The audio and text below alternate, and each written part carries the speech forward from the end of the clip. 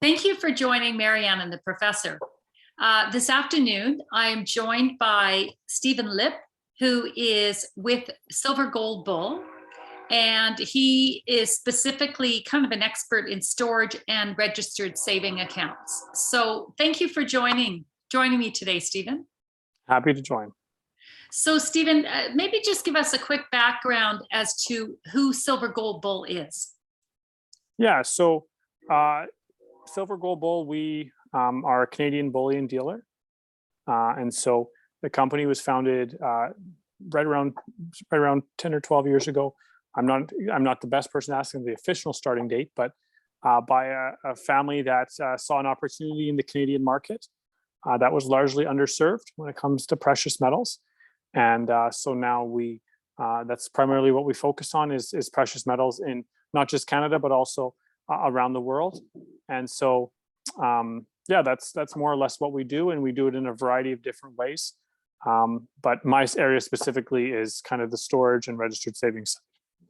Okay, so that's actually a topic I wanted to chat with you about today, registered saving accounts, because there's many Canadians who have RRSPs or RRIFs, and they're nervous about being in the stock market. They're nervous about being in the bond market. They're in general nervous about being in a lot of different markets, but gold bullion or precious metals are attractive to them. So could you explain to me how someone with a registered account could work with you and store gold, for instance, inside their RRSP? Yeah, absolutely. Absolutely. So we operate a program in partnership with a company here in Canada that is IROC approved, and that company's name is Questrade. And effectively what happens is customers have the opportunity to set up an RRSP, a RRIF, a LIRA, really any type of registered savings account that you can pretty much name. And it gives them the ability to purchase a type of asset that traditionally hasn't been an option in these types of accounts. And that is physical gold and silver coins, bars, and bullion when it's all said and done.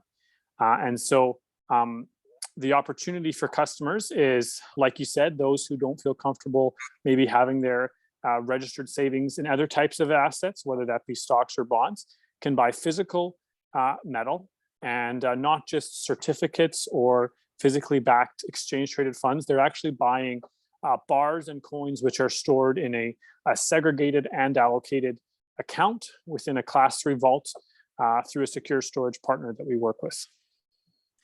Perfect. So essentially, yes, for someone who does not want ETFs, because I'm not a big fan of ETFs, I feel as though the ETFs may or may not be backed by real gold. We don't really know.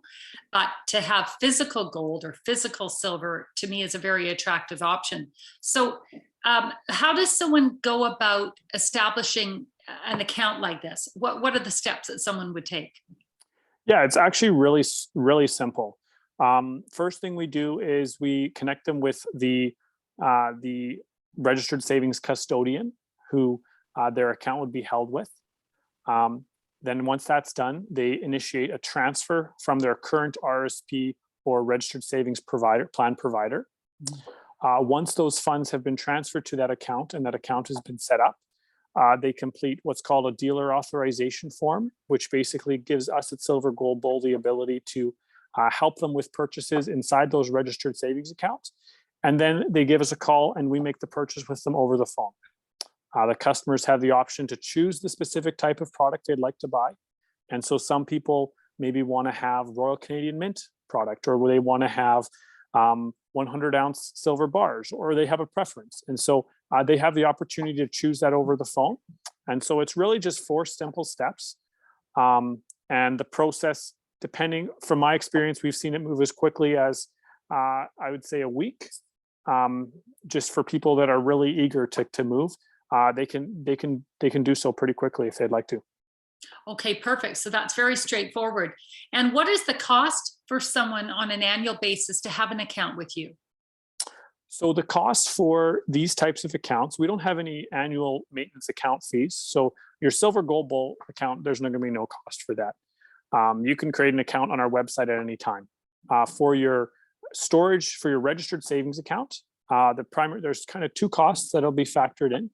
The annual cost is a storage fee. That's it. It's just 1% of the value of your assets, and that's to cover the cost of, like I said, segregated and allocated storage for your metals in the Class 3 vault, along with insurance coverage for their full value. And the other fee that would apply, I guess if it's, so for example, 1%, I'll just quantify that. If you had, for example, let's say $10,000 worth of metals in storage, over the course of a year, that's going to work out to be $100. The other fee that applies is for these types of accounts, since precious metals are largely denominated in US dollar terms, all purchases are done in US dollars. And so at the very first time you make a purchase, there's a currency exchange fee. And that varies in range. From kind of in the range, the highest we've seen it go is 1.75%, kind of in that range. But there are opportunities to reduce that rate by being proactive and asking for a reduced rate with the brokerage firm. Mm-hmm. So asking for preferred rate of exchange when you are converting the money That's in right. RSP from Canadian dollars to US dollars, just ask for that exchange rate, a preferred That's right. exchange rate. That's right. That's always very important. So essentially the funds will be moved into US dollars, then invested in the gold bullion or silver, whatever the case may be. And then if someone wants to deregister the funds into a non-registered account, can they hold the position and move the gold bullion to a non-registered account? Absolutely. Absolutely. We see it done almost, I would say we have customers doing multiple times in a year. I would say usually in 2 forms, well, maybe 3 forms. We see customers do a deregistration from account and then choose to take physical delivery. We see customers do a deregistration from an account and then transfer it, like you said, to a non-registered secure storage account. And then the one that is maybe a little bit more applicable, especially for registered accounts, is, and the reason I separate it is that it's for RRIF and LIF withdrawals. Customers are required to make annual withdrawals from those retirement accounts. Mm-hmm. And we see customers who choose to make those annual withdrawals in the form of physical metal. And that's something that for a lot of people is actually exciting in a way. Rather than taking cash out of their account, they actually take physical metal. And so that's definitely something that I like to mention because it can be an attractive option for people. Okay, that's very interesting. Okay, and tell me a little bit more about the vaults that you use to store the precious metals within the RRSP or RRIF. Yeah, so for our storage facilities, we use secure Class 3 Brinks vaults. Mm-hmm. And so we are primarily based in Calgary, Alberta. And so that is our main facility. Mm-hmm. And so they are Class 3 vaults, like I said, which is the highest grade that's available for precious metal storage.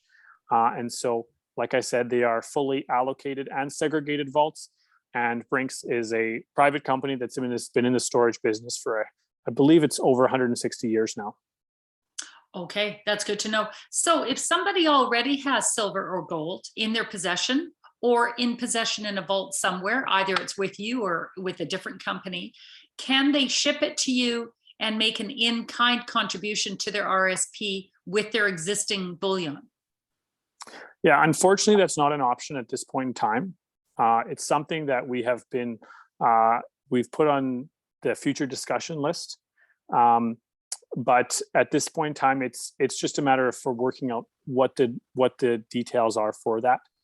So at this point in time, no, you can't do in-kind contributions when it comes to physical metals to a registered account.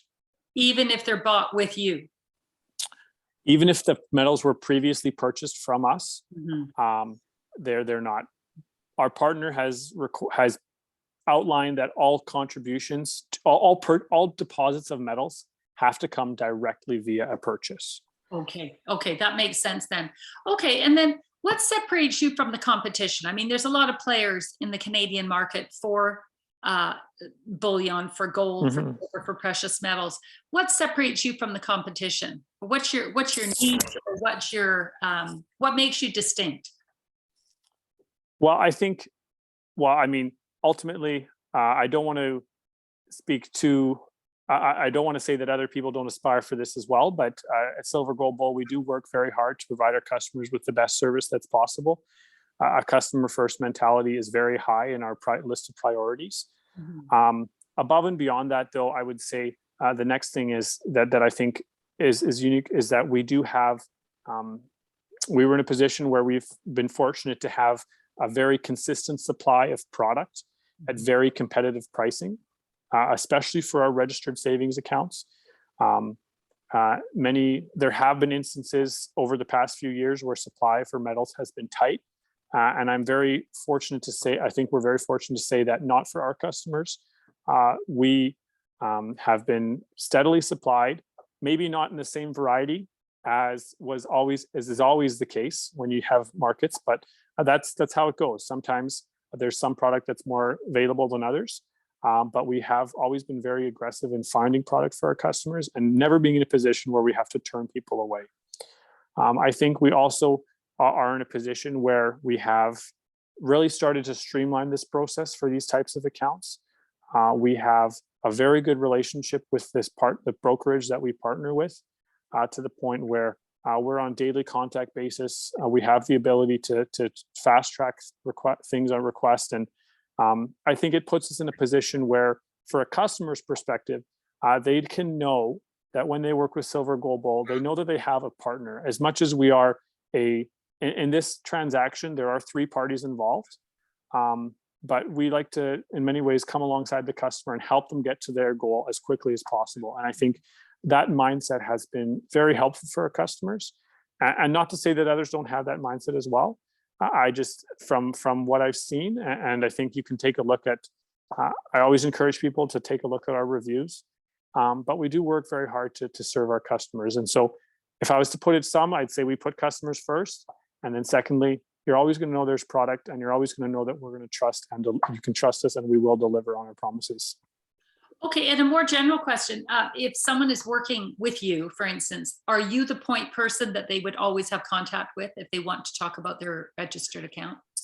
Well, unfortunately, I can't always be available, but I'm always willing to try to make myself available as I can be. I work on our registered savings team, as it stands right now, is primarily composed of 3 individuals, myself and 2 other gentlemen who are excellently qualified and very well known and very well versed in the program. And so in the event that I'm not available, they are more than happy to come behind and step in and fill a role.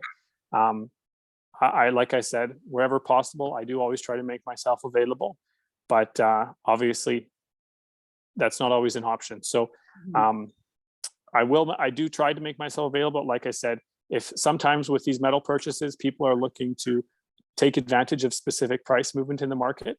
And so I always encourage them, if you can't get a hold of me, these other people are more than happy to help out, and they can get it done for you as well. Excellent. So do you have a model where an investor has a primary person that they deal with, or are there, like you mentioned, there's a few people in the department dealing with registered accounts, so anyone can deal with you? It's not really a one-on-one relationship that you have with the client? Yeah, when it comes down to it, we intentionally structured our business model in a way that there's no commissions don't form part of our business model. And so there's not really an incentive for when the team succeeds. When the team succeeds, everyone does well. And so I think in one regard that helps for ensuring that customers get the best service from whoever they speak to. And there's no crossover concerns of stepping on one another's toes here at the firm. But I think it also allows us to employ very low pressure conversations with the customers, where they don't feel like they owe it to us to follow through. In the end, it's up to them, it's their decision. And so while we do strive to have maybe one individual call to carry a person all the way through, a customer all the way through from tip to tail, that is always our intention. We understand that that's not always how it works out, just based off of timing. And so there's always the ability for someone to step in and help out. Okay, interesting. Also, can you expand a little bit on what vaults? Okay, so for RRSPs, of course, the vaults need to be in Canada. So you have vaults in Calgary and Toronto?